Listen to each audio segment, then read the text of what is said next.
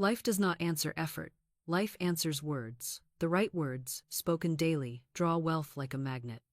I will give you 10 sentences that have never failed, 10 keys that unlock the vault of supply.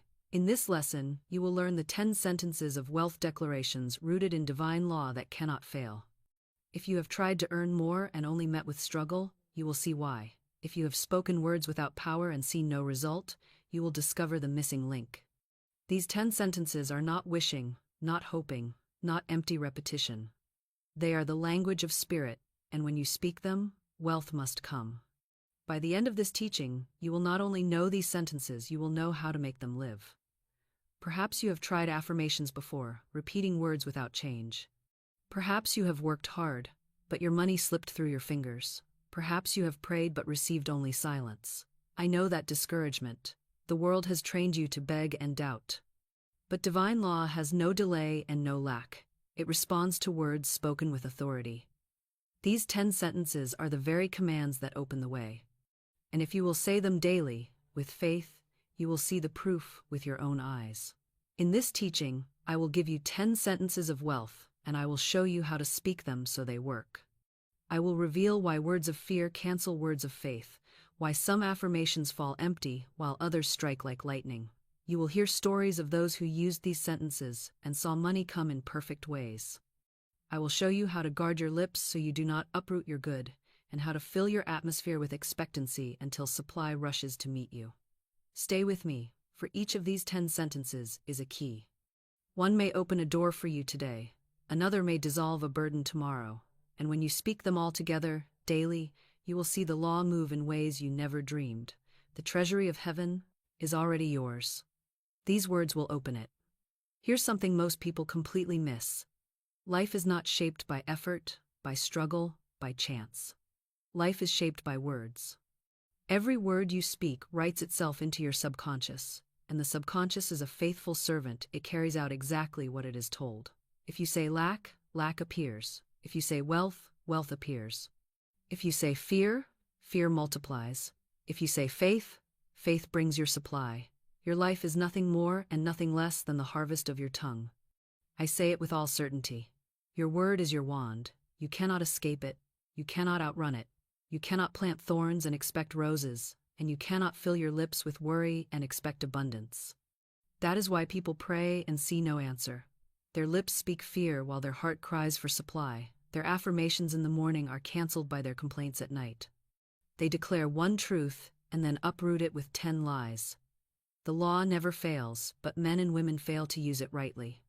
Let me give you a picture. A woman once said carelessly, "I wish I lived in a trunk." It was only a phrase, a joke to her, but the subconscious takes no joke. It writes down every word as law, and what happened? Soon she lost her home and found herself living in a trunk. Another woman, however, chose her words differently. She had only $8, but instead of saying, "This is not enough," she blessed it.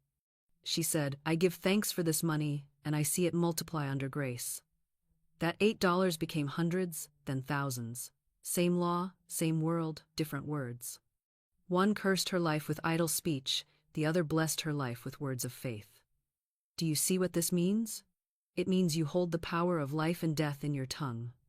It means you are never at the mercy of appearances, never at the mercy of the economy, never at the mercy of circumstance. You are always at the mercy of your own words. What you decree, you will see. What you declare, you will experience. And if you are careless with speech, you will reap carelessly. But if you are deliberate with speech, if you guard your words and speak only wealth, only supply, only abundance, then your whole life will blossom with those conditions. Perhaps you ask, "But Florence, I've said positive things before, and nothing changed. Why?" Because words without faith are only sounds. Because words mixed with fear are double-minded. Because you cannot plant roses and pour poison on them and expect them to grow. You must speak with authority, with rhythm, with conviction, and then refuse to contradict yourself with careless chatter. Say it once with faith, and it will move the mountain. Say it daily with joy, and it will engrave the record in your subconscious until nothing can erase it. So let this truth settle in you. Every word you speak is a seed. Every sentence is a decree. Every phrase is a prophecy. You are already speaking your future every time you open your mouth. And if you don't like the harvest, change the seed. Stop speaking lack. Stop rehearsing fear. Stop repeating complaints. Begin to say, God is my supply. Money flows to me in perfect ways. I am rich in spirit and therefore rich in life. Speak it until you believe it. Speak it until your atmosphere vibrates with it. Speak it until the outer conditions catch up with the inner decree. This, beloved, is why I have prepared for you 10 sentences. 10 simple declarations that cover every corner of supply: work, pay, debts, gratitude, dominion. Say them every day, and you will see your world change. But before I give them, I must show you one of the greatest of all affirmations, a single sentence that has opened doors for countless souls, a decree so powerful that it has turned poverty into plenty in days. That I will give you next. Now I will give you a decree so clear, so powerful, so certain in its action, that if you speak it daily, with conviction and in thanksgiving, it can outwork years of struggle. It is the millionaire's sentence. The words are these: God is my unfailing supply, and large sums of money come to me quickly, under grace, in perfect ways. Say it with me again. God is my unfailing supply, and large sums of money come to me quickly, under grace, in perfect ways. Why do these words carry such power? Because they unite every principle of divine law into one sentence.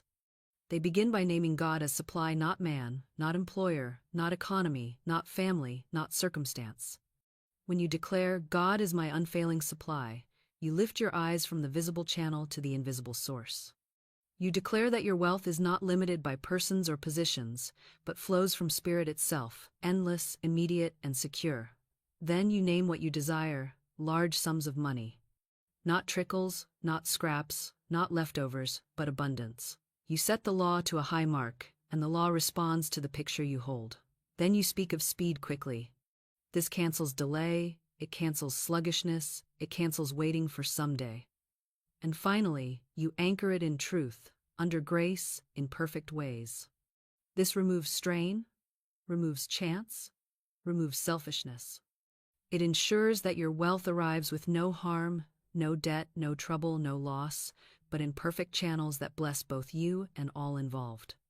Do you see how each word of this sentence is chosen with precision? It is not a wish, it is not vague, it is not careless, it is exact, it is complete. It is a master key that unlocks the treasury of heaven. Let me tell you a story. A woman once came to me in despair, needing $3,000. By appearances, it was impossible. She could see no way.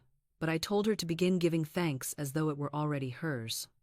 She began to say, I give thanks that the $3,000 is mine now, under grace, in perfect ways. She said it daily, with thanksgiving, with faith, with expectancy, and soon, enough, the exact amount came to her, through channels she never could have imagined. The decree had done its work. The millionaire's sentence had moved unseen currents, shifted hidden channels, and brought the supply into her hands. This is the power of a true affirmation. It is not idle words. It is not parroting without faith. It is a decree spoken in alignment with divine law. When you speak it, the subconscious records it. When you speak it with joy, the subconscious accepts it. When you repeat it daily, the subconscious engraves it as fact. And once it is recorded as fact, the outer world must align with it. For the outer always obeys the inner, and the subconscious always obeys the word. So I say to you, do not neglect this sentence. Do not treat it lightly. Speak it daily. Speak it when you rise. Speak it when you walk. Speak it when fear tempts you. Speak it before you sleep. Fill your atmosphere with it. Engrave it upon your heart. Let it be the rhythm of your breath until it becomes the law of your life. And remember this, thanksgiving seals the decree. Do not speak it in desperation, as if pleading for rescue. Speak it in gratitude, as if it were already done. Say, I give thanks that large sums of money come to me quickly, under grace, in perfect ways. The thanksgiving proves your faith. The thanksgiving accelerates the harvest. The thanksgiving multiplies the return. This, beloved, is the millionaire's sentence. Say it, and you will no longer chase money, money will chase you. Say it, and you will no longer strain for supply, supply will flow to you. Say it, and you will know beyond doubt that God is your unfailing source. And yet, I must warn you, it is not enough to say the words once and then forget them. The subconscious is impressed by rhythm, by persistence, by repetition charged with feeling. You must learn why repetition matters, why the non-stop rhythm of the word is what engraves it as law. That is what we will uncover next. Here is a truth most people never understand. One decree spoken with authority can move a mountain, but it is the steady rhythm of repetition that engraves it into the very fabric of your being. The subconscious mind is like a phonograph record. Every word you speak cuts a groove upon it, and once the groove is deep enough, the record will play itself again and again without effort. That is why repetition matters.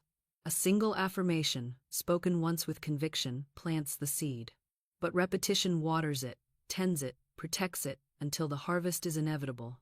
Many people speak a truth once and then abandon it. They say, "I affirmed wealth yesterday, why has nothing happened?" They forget that the subconscious has been fed years, perhaps decades, of contrary words. It has grooves of fear, grooves of lack, grooves of failure carved deep by idle talk and careless speech. Do you think one seed will erase an entire field of weeds? The seed must be planted again and again until it takes root. The word must be spoken daily until the old grooves are erased and the new record plays without interruption. I recall the story of the apple seller, whose expression alone changed his entire business. For days he sold nothing, his face grim, his mind dark with fear. Then he shifted. He spoke within himself a new decree. "My apples are irresistible, my good is flowing." He repeated it with expectancy. His face lifted, his energy shifted, and customers came at once. The repetition of a new word erased the old thought, and the demonstration followed. That is the law. Repetition builds faith. Each time you speak the word with joy, you convince yourself more deeply that it is true. The first time you may doubt, the second time you may waver, but by the 100th time, spoken with thanksgiving, the truth becomes part of you. You no longer merely say it, you know it. And once the subconscious knows, the outer world must obey. Now let me make a distinction. Repetition is not parroting. It is not mouthing empty words without feeling. That is vain repetition, and it bears no fruit. True repetition is rhythm charged with faith. It is speaking the word as though it were already done, with the joy of possession, with the certainty of law. Each repetition is like another strike of the hammer that drives the nail home. Each decree spoken with thanksgiving drives the truth deeper into the subconscious until it is anchored beyond erasure. So, I tell you, do not be weary of repetition. Do not say, "I am tired of these affirmations." Would a farmer tire of watering his field? Would a singer tire of rehearsing the notes? Repetition is not burden, it is power. It is persistence that makes the groove, and the groove that creates the record. And once the record is made, the demonstration plays itself. This is why I tell you to speak the millionaire's sentence daily, and why I give you 10 sentences that together cover every corner of supply. Say them every day, until they are written not only on your lips but on your heart. Say them until they rise unbidden in your thoughts. Say them until your subconscious sings them back to you without effort. Then, you will know that your atmosphere has changed, and when the atmosphere changes, the outer world must change with it. So remember, words are the seeds. Repetition is the rain. Without repetition, the seeds remain dry. With repetition, the field grows green. Speak daily, speak joyfully, speak persistently, and your wealth must come. Now that you know why words create wealth, why the millionaire's sentence opens the door, and why repetition engraves the truth into law, you are ready to receive the 10 sentences themselves, the 10 declarations of wealth that, when spoken every day, will turn the atmosphere of your life into the atmosphere of abundance. And that, beloved, is where we go next. Here is the first sentence, the foundation of all the others, the declaration that anchors your faith and cancels fear at the root. God is my unfailing supply, and my supply is endless, immediate, and in perfect ways. Say it aloud now, slowly, feeling each word as though it were a stone placed into the foundation of your house. God is my unfailing supply, and my supply is endless, immediate, and in perfect ways. Why is this the first sentence? Because the greatest error of man is believing that money comes from people, from jobs, from circumstances. People may be channels, but they are never the source.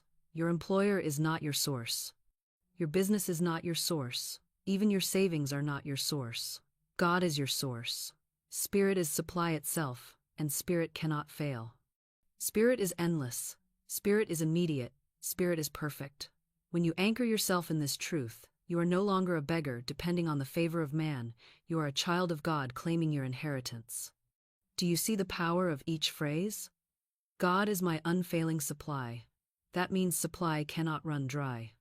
The source never weakens, never breaks, never delays. My supply is endless. That means there is no limit. Wealth cannot be exhausted, cannot be capped, cannot be withheld. My supply is immediate.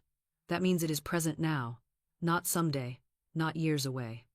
Spirit does not delay. Spirit is eternal now. My supply is in perfect ways. That means it arrives without harm, without debt, without burden, through channels that bless all involved. This one sentence, if spoken daily, will dissolve the root of all fear and open channels you never imagined. I remember a woman who was pressed with financial need. She feared that no one could help her, that her circumstances were hopeless.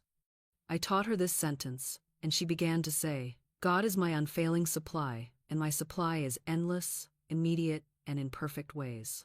She spoke it when she woke, she spoke it when she feared. She spoke it before she slept. Soon her fear dissolved, her faith lifted, and money began to arrive, from channels she never expected.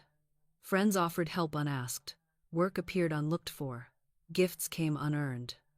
She said to me, Florence, I have never known such peace. I now see that God, not man, is my supply. Her demonstration came not from begging but from declaring. That is what I want you to grasp. When you say this sentence, you are not pleading with God to create something new. You are declaring what is already true. In divine mind, your supply is complete.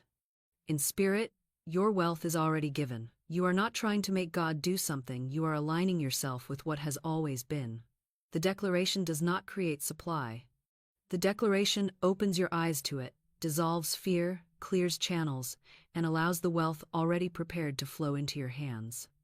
So I ask you, how often have you thought of your job as your source?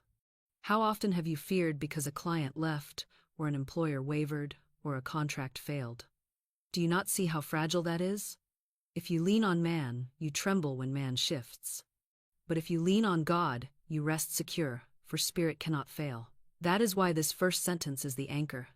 It shifts your focus from the visible to the invisible, from the limited to the limitless, from the uncertain to the certain. Make this your daily decree. Say it in the morning to set the tone of your day. Say it at night to erase the fears of the world. Say it whenever lack whispers, and watch lack dissolve before it. Say it until your subconscious knows it as fact. Then, no matter what appearances say, you will walk in peace, knowing that your supply is endless, immediate, and perfect. And once you have anchored yourself in this truth, you are ready for the second sentence, one that accelerates the flow, one that calls for speed and grace, one that sets the law into swift motion. That, beloved, is the next key I will give you. The second sentence is one that startles the fearful mind, for it dares to speak boldly, it dares to demand speed, it dares to call for overflow without apology. The words are these: large sums of money come to me quickly, under grace, in perfect ways. Speak it aloud now, and notice how it feels upon your tongue. Large sums of money come to me quickly, under grace, in perfect ways. Do you feel how it stretches your imagination? Do you feel how it cancels the little trickle, the slow drip, the constant scraping and saving? It replaces the consciousness of pennies with the consciousness of plenty. Most people are afraid to call for large sums. They whisper their prayers timidly, asking for just enough to get by, asking for a little help. But that is not the language of spirit. That is the language of fear. Spirit is not little. Spirit is not stingy. Spirit is abundance without measure, wealth without end. To ask for scraps is to insult the giver. To call for overflow is to honor the source. That is why this sentence is necessary. It shifts your consciousness from survival to abundance, from delay to immediacy, from fear to faith. Notice also the rhythm. Large sums of money. Not a coin, not a trifle, not a trickle, but large sums. This builds a picture in the subconscious. A picture of size, of magnitude, of overflow. Then, come to me quickly. This is the command against delay. Many souls affirm abundance but place it always in the future. They say, "Someday I'll be rich, someday supply will come." And someday never arrives, but when you declare, "Quickly," you anchor it in the eternal now, you call it into the present. You cancel procrastination, you set the law into swift motion, and finally, under grace, in perfect ways. This guards the decree. It ensures that the money arrives without harm, without strain, without debt, without loss. It ensures that the blessing blesses all involved. I remember a student who dared to use this affirmation. She spoke it faithfully, daily, with thanksgiving. Even while her purse was empty, she said, "Large sums of money come to me quickly, under grace, in perfect ways." And within days she received a gift she could not have imagined, money that solved her problem at once. Another spoke it and received an inheritance released sooner than expected. Another spoke it and saw her business contract multiply beyond reason. The words acted like a magnet, drawing forth supply from channels hidden and swift. Perhaps you ask, is it not greedy to call for large sums? I tell you no. Greed is fear, grasping, taking what is not yours. But abundance is your divine right. The supply of spirit is infinite, and for you to claim your portion does not diminish another, it multiplies for all. To live in lack serves no one. To live in abundance blesses everyone. With wealth you can give, you can serve, you can expand the kingdom of joy. It is not greed to draw water from an infinite well. It is obedience. So make this your daily decree. Do not be timid, do not apologize. Say it with authority. Large sums of money come to me quickly, under grace, in perfect ways. Speak it until the fear of asking is gone. Speak it until you feel peace, not tension. Speak it until you believe that overflow is natural, that quickness is lawful, that grace is your guarantee. And then watch. Watch how the channels open. Watch how the unexpected flows. Watch how quickly spirit can move when you dare to speak the word. And when you have learned to call forth large sums, you must also learn to align your wealth with your work, your service, your daily expression. For money without right work breeds unrest. But when work, service, and pay align under divine law, abundance flows without effort. That, beloved, is the third sentence I will now give you. The third sentence is this: I have a perfect work in a perfect way. I give a perfect service for perfect pay. Say it with me slowly, letting each word settle in your soul like a seed planted deep in good soil. I have a perfect work in a perfect way. I give a perfect service for perfect pay. Why is this sentence essential? Because many long for money but hate their work. Many pray for supply but curse their service. They separate wealth from expression, supply from purpose, money from meaning, and this division creates conflict, and conflict blocks the flow. You cannot despise your work and prosper in it. You cannot complain about service and expect reward. You cannot call for pay while resenting the channel through which it comes. That is why this decree is necessary. It unites them all: work, service, pay under the law of perfection. Notice the balance of the words. I have a perfect work. Not just any work, not drudgery, not toil, not labor that weighs you down, but perfect work, work that suits your soul, that fits your gifts, that brings joy even as it brings supply. In a perfect way. Not forced, not strained, not pursued through endless struggle, but unfolding with ease, with rhythm, with harmony. I give a perfect service. Not selfish taking, not empty labor, but true service, giving value, blessing others, pouring forth what Spirit has placed in you. And then, for perfect pay, the law of compensation cannot be broken. What you give rightly, you must receive rightly. Service without pay is imbalance, pay without service is robbery, but perfect service and perfect pay together form the circle of supply. I recall a student who longed for work but found nothing. She was discouraged, she felt unworthy, she feared she would never prosper. I taught her to speak this sentence daily. I have a perfect work in a perfect way.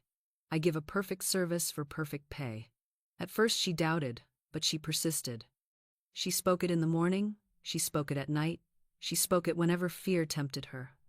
And soon a position appeared so suited to her talents, so filled with joy, that she said, "It is as though it were created for me." Her pay was fair, her service was valued, and her heart was at peace.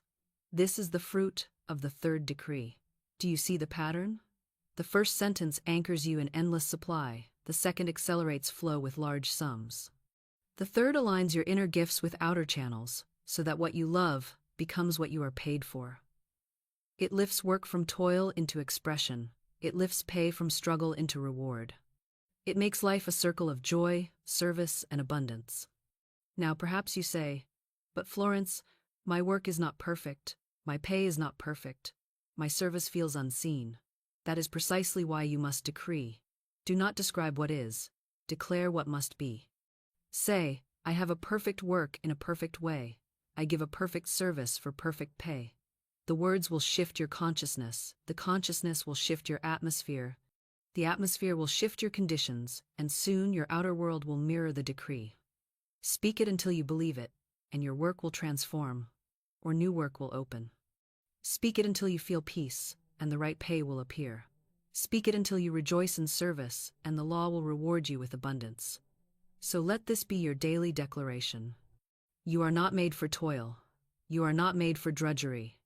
You are made for perfect work, in a perfect way, giving perfect service for perfect pay. Say it, and it must appear. And once you have aligned your work and pay, you must also release the burden of debt, for debt is a chain that binds many souls. The fourth sentence dissolves that chain. And that, beloved, is where we will go next. The fourth sentence is this: all that is owed to me is paid. All that I owe is paid. I walk free in God's abundance. Speak it now, clearly and firmly. All that is owed to me is paid. All that I owe is paid. I walk free in God's abundance. Feel how the words untangle knots in your spirit, how they lift weight from your shoulders, how they dissolve the fear of debt and replace it with the peace of freedom. Debt is one of the greatest burdens of humanity. It presses upon the mind like a chain, it whispers fear in the night, it robs joy from the day.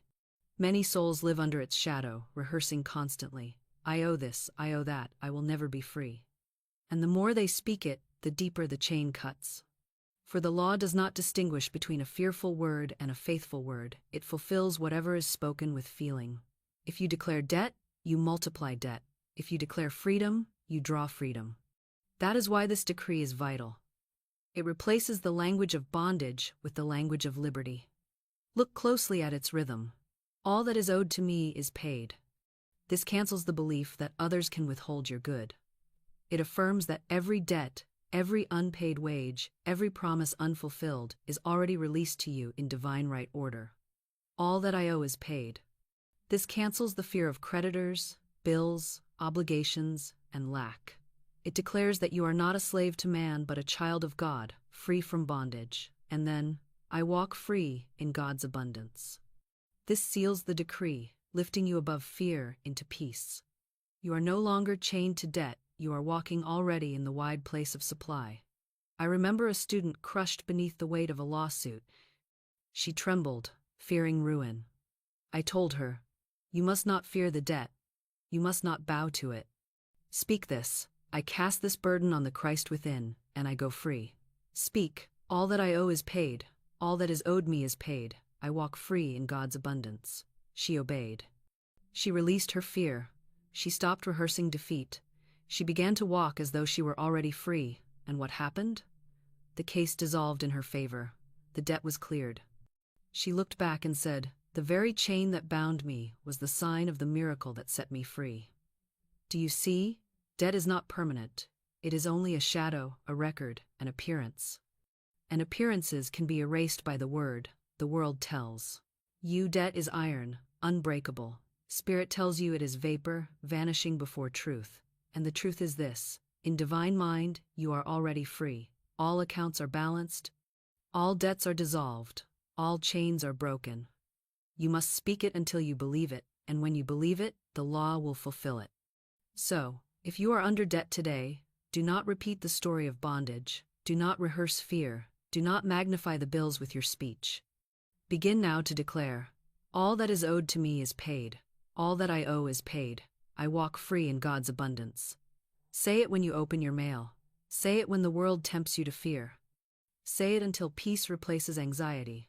Say it until joy rises, and soon you will find channels opening, money arriving, debts dissolving, balance restored. And once you have spoken freedom from debt, you must learn the companion truth, the release of burdens. For even when debt is cleared, many souls still carry worry, still carry fear, still carry invisible loads that block supply. The fifth sentence is the law of release, the casting off of every burden.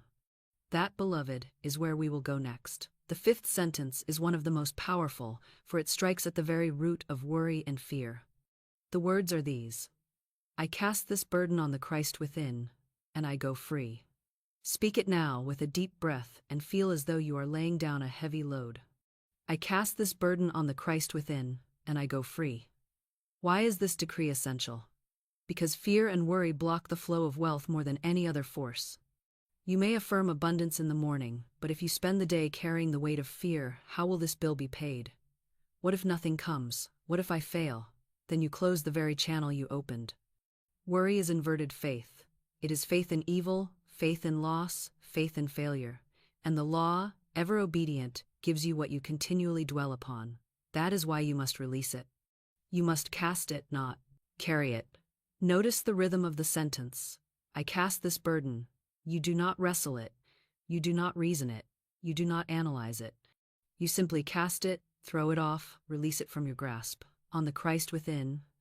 Not into the air, not onto another person, but onto the indwelling spirit, the eternal presence within you that is wisdom, peace, and supply. And I go free. Freedom is immediate, not delayed. The moment the burden is cast, you are light, you are free, you are open to receive. I remember a woman who came to me, heavy with debt and lawsuit, so anxious she could not sleep. I told her, say this sentence whenever fear comes. I cast this burden on the Christ within, and I go free. At first she repeated it many times in an hour, for the fear kept rising. But she persisted. She spoke it until her heart grew light, until peace replaced anxiety. And soon the lawsuit dissolved, the debt was cleared, the channels of supply opened. She said, it was not the burden that defeated me, it was my clinging to it. When I cast it away, God carried it. That is the mystery of this law. Spirit cannot carry what you insist on holding. If you grip the burden, Spirit respects your choice. But the moment you release it, the moment you cast it, the Christ within takes it up and dissolves it in perfect ways. You must trust the process. You must refuse to pick it back up. Too many throw down their burden in prayer and pick it up again in worry. That is not casting, that is postponing. True casting is final. True casting says, this is no longer mine. It is in God's hands. I am free. Do you see how practical this is? The next time a bill arrives, do not tremble. Lay your hand upon it and say, I cast this burden on the Christ within, and I go free. The next time fear grips you, say it aloud until peace returns. The next time you rehearse a problem, stop and declare, this is not mine to carry. I release it, I go free.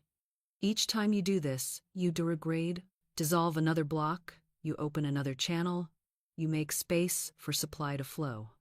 And once you have learned to release burdens, to live light and unchained, you will see a new magnetism arise. You will find yourself drawing your own good, not chasing it. The next decree calls forth that magnetism, the law of irresistible attraction. That is the sixth sentence I will give you now. The sixth sentence is one that fills the air with drawing power, one that awakens the magnetic law of spirit and pulls to you all that belongs by divine right. The words are these: I am an irresistible magnet for my wealth, my own comes to me. Say it aloud now with strength, as though you were declaring to the entire universe. I am an irresistible magnet for my wealth, my own comes to me. Why does this decree work? Because every soul has a portion, every soul has a storehouse, every soul has wealth prepared in divine mind. What is yours cannot be lost. What is not yours cannot be held. But when you speak this word, you activate the law of attraction. You declare to the subconscious that your wealth must find you, that your channels must open, that your portion must appear. It is not force, it is not strain, it is magnetism. A magnet does not chase iron, it draws it. So too, you do not chase your wealth, you draw it. The decree is this: I am an irresistible magnet for my wealth, my own comes to me. Do you see how bold it is? You are not asking timidly, you are not begging vaguely. You are declaring with absolute authority that what belongs to you must come, that nothing can resist, that nothing can stand in the way. A magnet does not argue, A magnet does not plead. A magnet simply draws, and you, by your word, become a magnet of spirit, drawing to yourself every dollar, every opportunity, every gift, every blessing that is yours by divine right. My own comes to me. Those 4 words are filled with law. They mean you do not need to chase what belongs to another. You do not need to envy what others possess. You do not need to grasp or fight or struggle, for what is yours cannot be withheld, and what is not yours cannot be kept. There is no competition in divine mind. Your portion is prepared, your channels are waiting, your wealth is yours alone.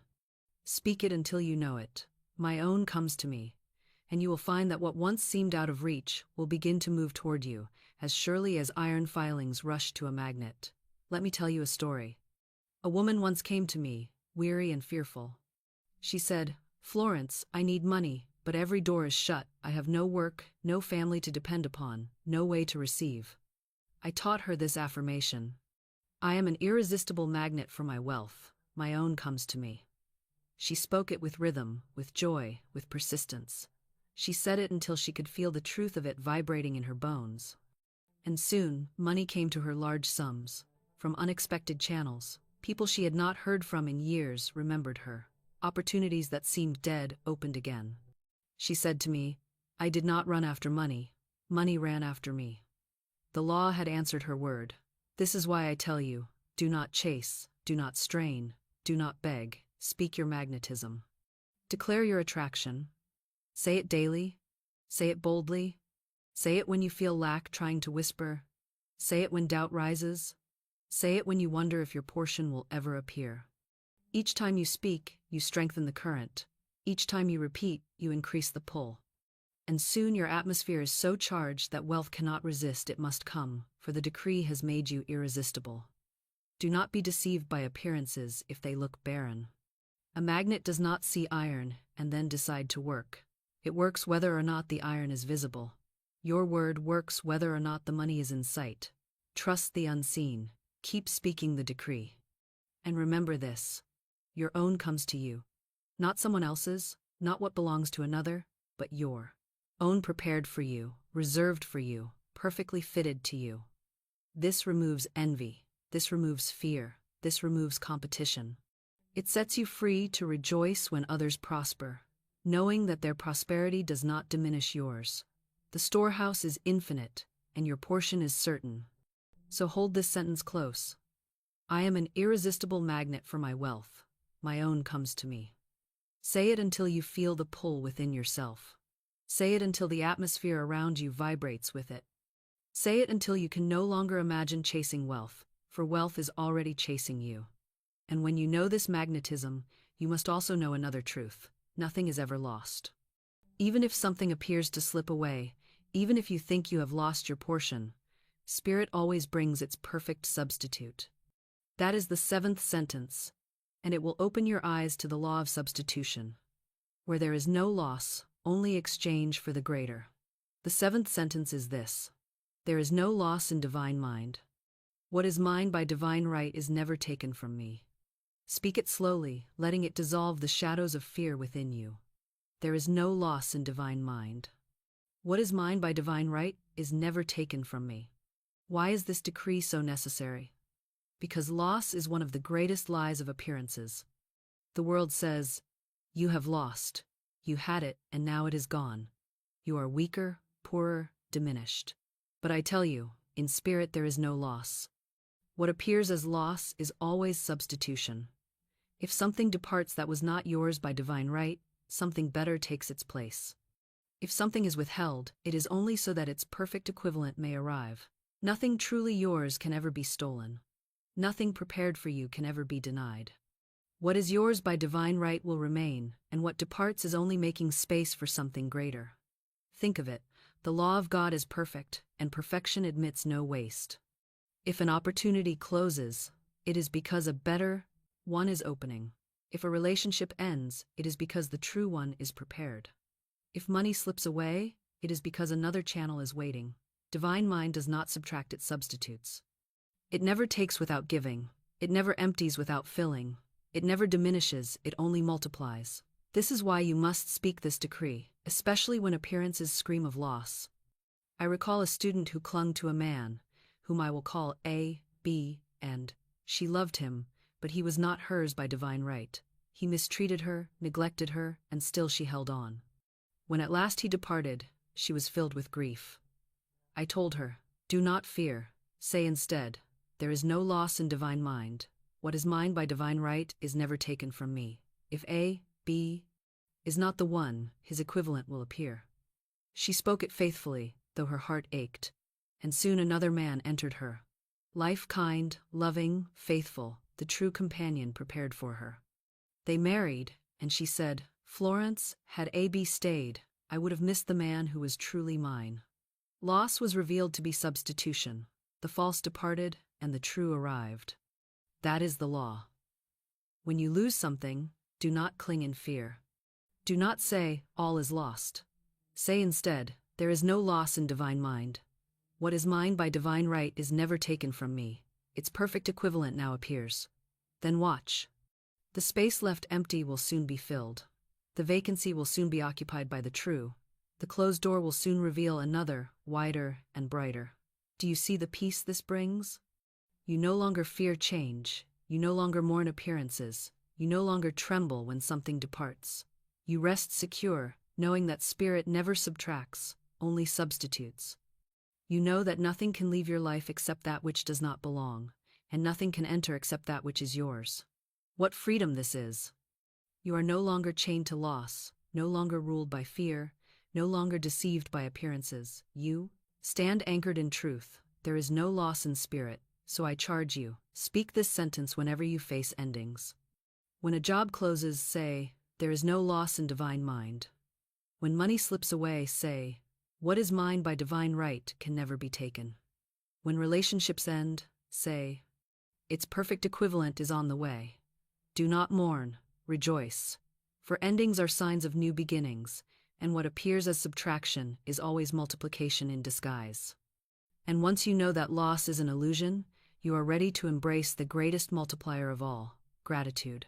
For gratitude is the magnet that multiplies whatever you bless. That is the 8th sentence, and it will unlock abundance beyond measure. The 8th sentence is this: I give thanks for the wealth that is mine now, and it multiplies under grace. Speak it aloud and feel the current of joy rise within you. I give thanks for the wealth that is mine now, and it multiplies under grace. Why is gratitude so powerful? Because gratitude is the vibration of already having. It is the language of possession. Fear says, "It is not here." Worry says, "It may never come." Begging says, "I need, I want, I lack." But gratitude says, "It is mine. I see it, I feel it. I rejoice in it now," and the law answers to your vibration. When you speak as though you already have, the subconscious accepts it as fact, and the outer world aligns itself to prove it. Gratitude is faith made visible. Gratitude is expectancy made audible. Gratitude is the magnet that multiplies. Consider the rhythm of the decree. I give thanks for the wealth that is mine now. Not tomorrow, not next week, not when circumstances shift, but now. You anchor your wealth in the present moment, for spirit only knows the eternal now, and it multiplies under grace. Multiplication is the law of life. One seed becomes a harvest, one affirmation becomes a demonstration, one act of gratitude becomes a flood of blessings. And, under grace ensures that the multiplication is pure, effortless, free of harm or strain. The world said, "This is impossible," but gratitude said, "It is already mine," and the law answered with multiplication. That is always the way. The law does not argue, it does not delay, it simply reflects the vibration of your words and the condition of your heart. If you speak lack, lack grows. If you speak gratitude, supply multiplies. Gratitude takes what looks small and clothes it in majesty. Gratitude looks at a seed and sees a harvest. Gratitude looks at a coin and sees a fortune. Gratitude looks at an empty cup and already tastes the overflow. Do you see now why Jesus lifted the loaves and the fishes and gave thanks before they multiplied? He did not weep over their smallness. He did not curse their insufficiency. He looked at them with thanksgiving, and in that vibration of abundance they became enough to feed thousands. That is the mystery of gratitude. It transforms appearances, it multiplies the little into the much, it erases lack by seeing only supply. I tell you this plainly. Every time you call something not enough, you curse it. You shrink it in your own sight, you choke its growth, you bind its potential. But every time you give thanks for it, no matter how small, you enlarge it, you water it, you release its hidden increase. If you have $10 and say, "This is too little," you will find it shrinking further. But if you hold those $10 in your hand and say, "I give thanks for the wealth that is mine now," and it multiplies under grace, you will see channels open, gifts flow, opportunities arise, and your 10 will become 100, your 100 1,000, your 1,000 a fortune. I once counseled a man who complained constantly about his pay. He said, "It is not enough, it will never be enough." I told him, "As long as you despise what you have, it will despise you. Begin to bless it, give thanks for coin, for every dollar. Speak over your pay, 'I give thanks for the wealth that is mine now,' and it multiplies under grace." At first he resisted, but then he obeyed. Each payday, instead of cursing, he blessed. Each bill he held, instead of groaning, he gave thanks. Soon his pay increased, his opportunities multiplied, and he came to me astonished, saying, "It was as though the moment I blessed it, the tide turned. This is not sentiment, it is law." Gratitude shifts the subconscious from lack to plenty, and the subconscious must act out what it is fed. If you live in complaint, your subconscious builds walls against abundance. If you live in gratitude, your subconscious builds channels for abundance. Gratitude is the key that multiplies. So I tell you, practice this daily. Give thanks for every penny, for every bill, for every meal, for every opportunity. Give thanks before the wealth appears, for thanksgiving before manifestation is the surest sign of faith. Say it when you rise. "I give thanks for the wealth that is mine now," and it multiplies under grace. Say it before you sleep. Say it when fear whispers, "This is not enough." Cancel fear with gratitude. Replace complaint with thanksgiving. Turn smallness into greatness by blessing what you hold. And soon you will see for yourself that gratitude is not only a feeling, it is a magnet, a law, a multiplying force that turns the little into the much. And now, having learned to bless and multiply, you must also learn to open the way, to invite Spirit to clear paths you cannot see. The 9th sentence is the decree of open channels, and it is the bridge between what you declare and how it arrives. That, beloved, is where we will go next. The 9th sentence is this: "Infinite Spirit, open the way for my right wealth under grace in perfect ways." Speak it aloud, and let its rhythm expand your horizon. Infinite Spirit, open the way for my right wealth under grace in perfect ways. This decree matters because most people strangle their own good by insisting on how it must arrive. They say, "It must come through this job, through this person, through this channel, through this plan." And when that narrow path fails to open, they despair, thinking the law has not worked. But the law never fails, the failure is always in our limiting of it.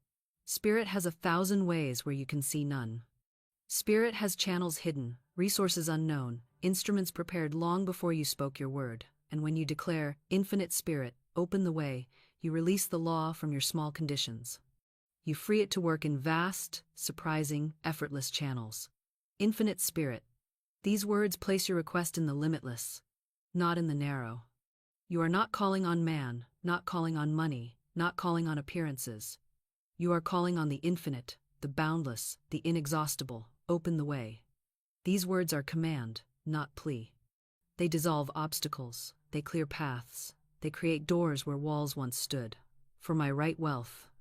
Not stolen wealth, not forced wealth, not wealth that belongs to another, but what is yours by divine right. And finally, under grace, in perfect ways. This ensures that the wealth comes without harm, without debt, without trouble, without burden. It comes smoothly, harmoniously, in ways that bless everyone touched by it. I remember a student who was searching desperately for an apartment during a housing shortage. By appearances, it was impossible. Every door was closed. Every option was taken. But she spoke daily. "Infinite Spirit, open the way for my right place, under grace, in perfect ways." She held to the decree, refusing to describe lack, refusing to dwell in fear. And soon, a place appeared for her, one so perfectly suited, so exactly right, that she said, only Spirit could have arranged it. What looked impossible became possible because she released the how and called on the infinite. This is how the ninth decree works with wealth. When you declare, "Infinite Spirit, open the way for my right wealth," you dissolve narrowness, you cancel stubbornness, you stop blocking the flow by clinging to one channel. You open the gates for money to arrive through paths you never imagined, through gifts, through forgotten accounts, through opportunities, through chance meetings, through channels hidden until the decree called them forth. Do you see how freeing this is? You no longer strain, no longer scheme, no longer wear yourself out trying to force wealth to arrive by one plan. You release the plan, you call on infinite spirit, you rest in certainty that the way is being opened, and then you watch with joy as the law reveals paths you never dreamed of. So, practice this sentence whenever you feel blocked, whenever appearances show no channel, whenever fear tempts you to say, "There is no way." Cancel the lie with this truth. Infinite Spirit, open the way for my right wealth, under grace, in perfect ways. Speak it until you feel the doors swing wide. Speak it until peace replaces anxiety. Speak it until the impossible becomes easy.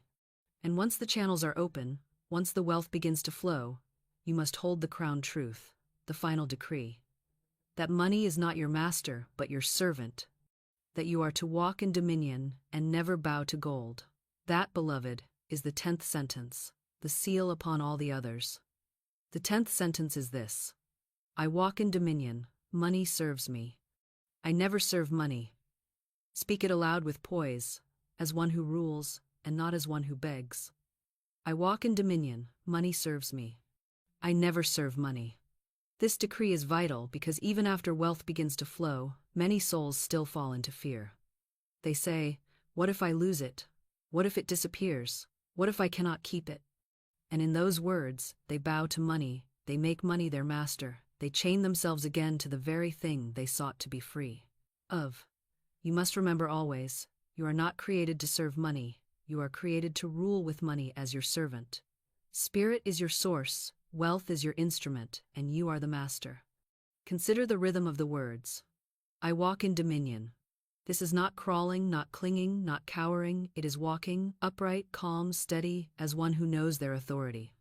Money serves me. This sets wealth in its rightful place as a tool, a channel, a servant that obeys your decree. Money is meant to carry out your vision, to support your work, to bless your life, not to rule your heart. I never serve money. This cancels greed, fear, desperation, and slavery to gold. When you speak this truth, you cut the chains of idolatry and stand free, knowing that your supply is spirit, not paper, not coins, not banks, not men. I recall a student who was prospering, but fear clung to her. She said, "Florence, I am earning more now than ever, but I am anxious. I worry it will be taken away. I check my accounts constantly. I cannot rest," I told her. "You have let money rule you. You must reverse the order. Begin to say, I walk in dominion. Money serves me. I never serve money." Speak it until you feel peace. She obeyed. Slowly, her anxiety dissolved. She began to see money as her servant, not her master. She gave more freely, she lived more calmly, she trusted more fully, and her wealth not only remained, it increased, for she was no longer strangling it with fear. This decree is the crown, because without dominion, wealth becomes a tyrant. With dominion, wealth becomes a friend. Without dominion, riches enslave. With dominion, riches obey. You must decide whether you are the ruler or the ruled. And the law is clear. Spirit made man in dominion, not in bondage. The Christ within you is ruler, not beggar. When you walk in dominion, you are aligned with truth. So speak this daily, especially when money begins to flow. Say, I walk in dominion, money serves me. I never serve money. Say it when fear tempts you to hoard. Say it when anxiety whispers about loss. Say it when greed tries to push you into overwork. Cancel every lie with this truth. Money is my servant, never my master, and then you will live free, rich in spirit, rich in supply, rich in peace. And now, beloved, you have received the 10 sentences. 10 decrees that cover every part of supply, endless wealth, quick abundance, perfect work, freedom from debt, release of burdens, magnetism of your own, assurance against loss, gratitude that multiplies, open channels, and dominion over wealth. These are your keys, your tools, your commands. Speak them daily, and they will transform your world. But remember, the work is not finished by knowing. The work is finished by guarding. Once the word is spoken, you must protect it, multiply it, and live it. That, beloved, is the next section, and I will now show you how to guard and multiply the words of wealth so that nothing can uproot your harvest. Here is something most people overlook. They speak affirmations in the morning, and then, with their lips, they uproot them by night. They declare wealth, but later they complain of lack. They affirm freedom, but later they speak of debt. They call for abundance, but then they rehearse fear. And the subconscious, which records every word as law, becomes confused, double-minded, torn between truth and falsehood. And what is the result? Delay, frustration, mixed demonstrations. This is why you must guard the lips. Jesus spoke it with eternal clarity. By thy words thou shalt be justified, and by thy words thou shalt be condemned. Every word is a seed, every word carries force, there is no idle speech. Even the jokes you think harmless, even the careless phrases you toss into the air, they are all seeds. The subconscious does not distinguish jest from decree, sarcasm from prophecy. It records, it accepts, it executes. If you joke about poverty, you invite it.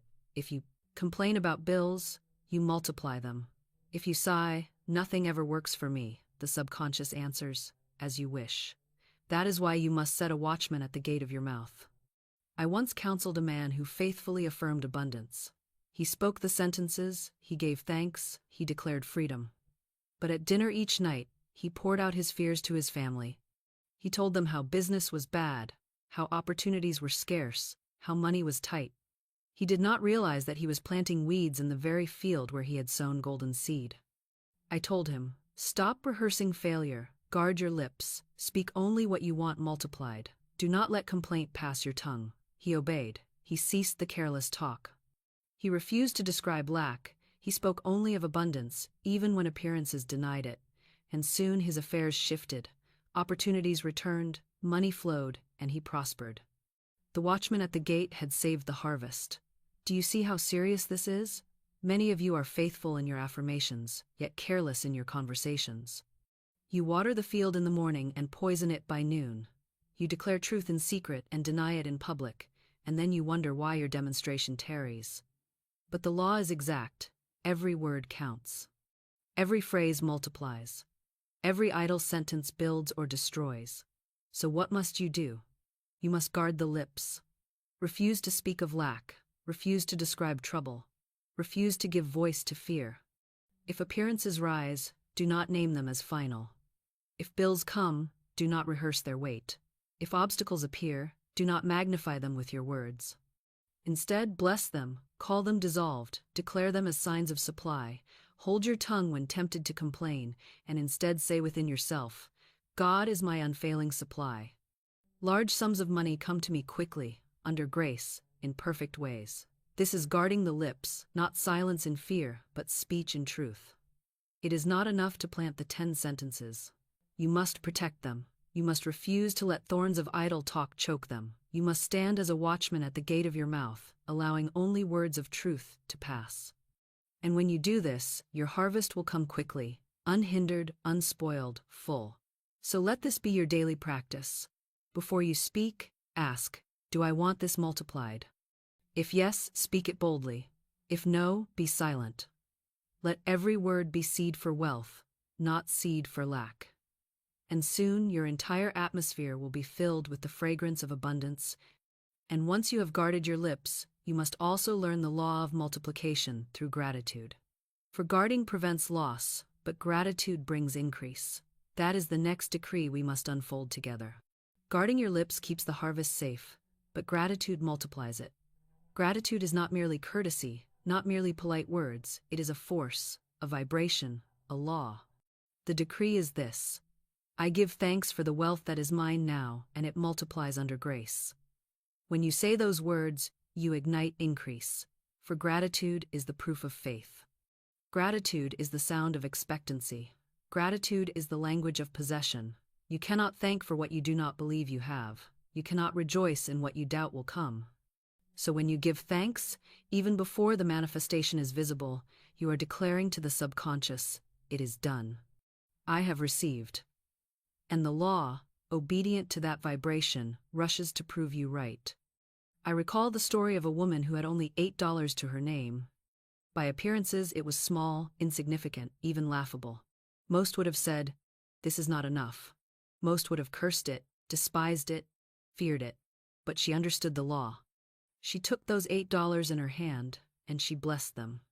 She said, "I give thanks for this money, and I see it multiply under grace." She gave thanks with joy, not with bitterness, and she acted as though she already had abundance. Soon, those $8 became hundreds, then thousands. Gratitude had multiplied her seed. Do you see? Complaint shrinks, gratitude expands. Complaint closes the hand, gratitude opens it. Complaint curses the soil, gratitude waters it. Every time you call something too little, you bind it. Every time you bless it with thanksgiving, you release its hidden increase. Jesus knew this law. When he looked at the loaves and fishes, he did not say, "This is not enough." He lifted them and gave thanks. And in that thanksgiving, the vibration of abundance was released, and the food multiplied to feed thousands. Gratitude turned lack into plenty. So I tell you, do not despise the little you have. Do not call it small. Do not curse it with complaint. Take it in your hand, whatever it is, a coin, a bill, a meal, a gift, and bless it. Say, "I give thanks for the wealth that is mine now, and it multiplies under grace." Say it until your heart feels light. Say it until the atmosphere around you hums with joy. Say it until you can no longer see little, but only seed. For every small thing, when blessed, becomes great. One man complained constantly about his pay. He said, "It is never enough. It will never be enough." And so it never was.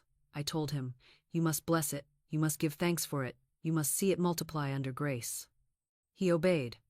At first he forced the words, for his heart still muttered complaint. But he persisted.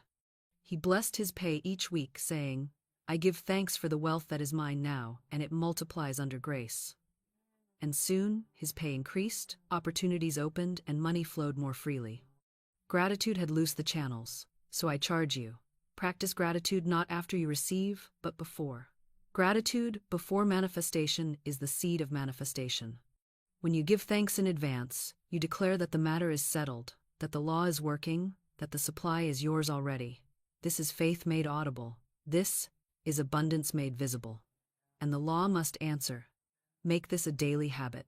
Thank for every coin, every bill, every gift, every opportunity. Thank for the wealth unseen as though it were already in your hand. Thank until your spirit is lifted. Thank until your atmosphere shifts. Thank until you feel the multiplication already stirring. And soon, you will see it with your eyes, for gratitude multiplies without fail.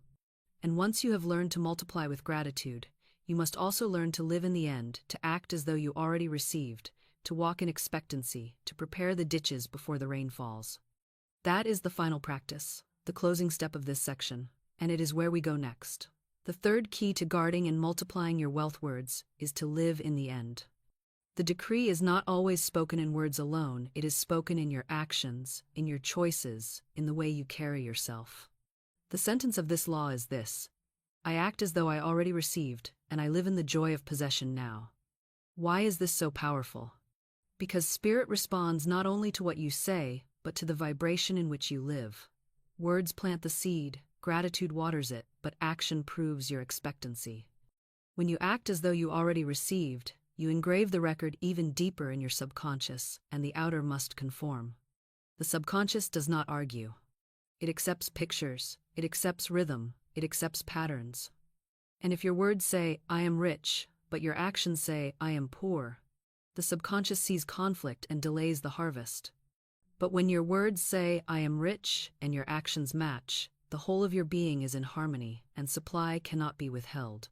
Consider the woman who longed for an apartment during a severe shortage. Every door was closed, every search ended in failure. Yet, she refused to be defeated. She said, "Infinite Spirit, open the way for my right place, under grace, in perfect ways." And she acted, as though it were already prepared. She bought blankets for the bed she did not yet have. She lived in expectancy, not in doubt. And soon, The apartment appeared so perfect, so suited, that she said, no human plan could have arranged this. Her living in the end prepared the way. Another woman desired travel abroad, but had no money for the trip. Reasoning would have said, it is impossible. Appearances would have said, wait, save, postpone. But she refused to accept delay. She prepared as though it were already done. She even bought a trunk in faith, while others laughed at her. They mocked her, saying, why buy a trunk when you cannot afford the journey? But she smiled and said, I am preparing for my trip. Soon enough, the money appeared, the way opened, and she traveled. Her expectancy was the magnet, her preparation was the proof, her action was the seal. She lived in the end, and the end came swiftly. Do you see? Faith without works is dead. Words without expectancy are empty. Gratitude without embodiment is weak. But when you speak the decree, give thanks for it, and act as though it were already true, the whole universe bends to obey. You are no longer split between desire and fear, you are one with the vision. And the law must give you what you are united with. So I tell you, begin to live in the end today. If you are affirming wealth, walk as though you are wealthy now. Lift your head, square your shoulders, spend with poise, give with generosity, bless with joy. Do not wait until the millions are in your account, act as though they already are. If you are affirming right work, prepare yourself as though you already have it. Dress for it, study for it, sharpen your tools for it. Live as though it were already yours, and soon it will be. This is not pretending, this is not fantasy, this is law. Spirit always answers expectancy. Spirit always fulfills the picture held in consciousness. If you live in fear, you receive fear. If you live in doubt, you receive delay. But if you live in the end with expectancy, joy, and preparation, you receive exactly what you have acted as though you possessed. So let this be your decree. I live in the end. I prepare the ditches. I rejoice in the now. My wealth is already mine, and I act as though it were so. Say it, live it, embody it, and you will see the demonstration arrive swiftly, under grace, in perfect ways. And now, beloved, having learned to guard your lips, to multiply with gratitude, and to live in the end, you are fully armed to protect and expand your harvest. You have spoken the 10 sentences, you have learned to safeguard them, and now we must bring this great message to its close, with a charge, an affirmation, and a call to rise higher. That is where we go next. Beloved, you have now received the 10 sentences of wealth, the 10 keys that open the treasury of heaven. You have spoken with me, you have walked with me through each decree, you have seen how words are not idle but alive, how every phrase is a seed that must bear fruit, how fear multiplies fear, and faith multiplies supply. You have learned that your lips are the pen that writes the story of your life, and that if you will only guard your speech, release your burdens, bless what you have, and live as though it were already yours, wealth must come. It cannot be withheld, it cannot be delayed, for the law of God never fails. Let us gather them in one rhythm, one cadence, so that you hear their power as a whole. God is my unfailing supply, and my supply is endless, immediate, and in perfect ways.